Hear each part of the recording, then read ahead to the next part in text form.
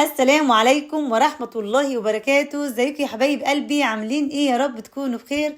والنهاردة يا حبايبي هنعمل مع بعض البسبوسة بطريقة سهلة خالص وبسيطة، وهنعمل مع بعض بسبوسة الاكياس مش السايبة. يلا نسمي الله ونشوف المقادير ونشوف عملنا ايه.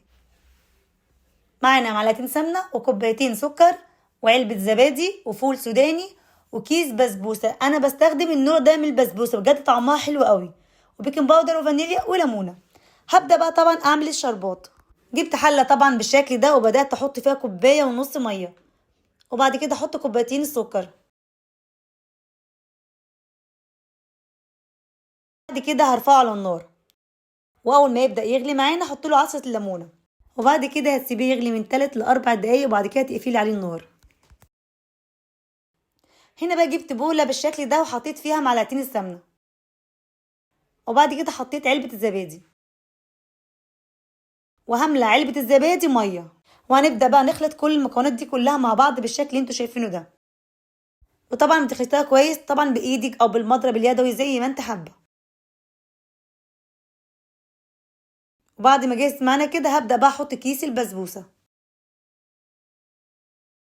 وبعد كده حطيت كيس البيكنج باودر. كده خلاص هنبدأ بقى نخلط كل المكونات دي كلها مع بعض كويس جدا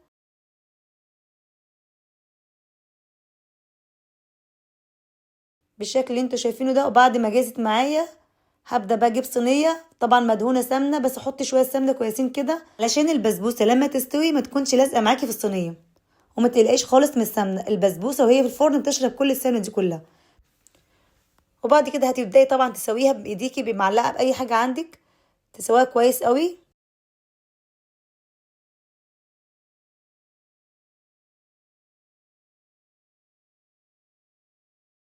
كده خلاص جهزت معانا بالشكل ده.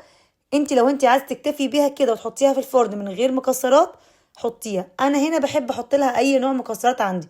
انا هنا هبدا احط لها فول سوداني. هبدا بقى احط الفول السوداني بالشكل اللي انت شايفاه ده لغايه لما اخلص كل الكميه اللي معايا. الفول السوداني اللي احنا بنحطه بيديها شكل وطعم حلو قوي بعد ما تستوي. وبعد ما خلصناها بالشكل الجميل ده هنبدا بقى نحطها في الفرن. حطيتها في الفرن على الرف الوسطاني على درجه حراره 200. اول ما تبدا تستوي معاكي من تحت بتولعي عليها الشوايه من فوق.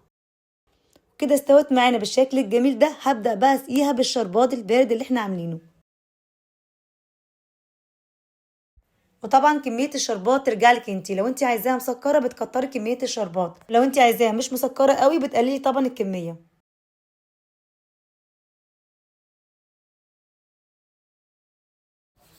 كده خلاص جهزت معانا وبقت معانا بالشكل القمر ده. والله يا جماعة بجد تحفة، طعمها حلو قوي.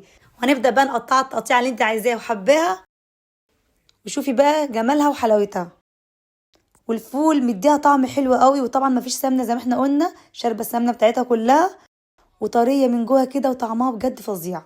بجد جربيها واستنى رايكم في الكومنتات. وده كان الفيديو بتاعنا النهارده، بجد يا رب يعجبكم، وما تنسيش تعملي لايك وشير ومتابعه للقناه عشان يوصلك كل فيديوهاتي. واشوفكم على خير الفيديو الجاي، والسلام عليكم ورحمه الله وبركاته.